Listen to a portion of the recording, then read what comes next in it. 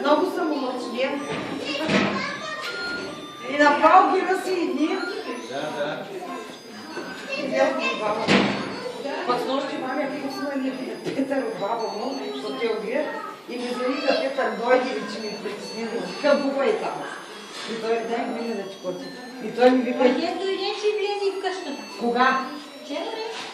Ние малките Ама пасите и вика, много съм умъчна, викам, да те ме казал на госпожата. Не ви вика, много съм умъчна и такива думи и такова. Чак ма такова.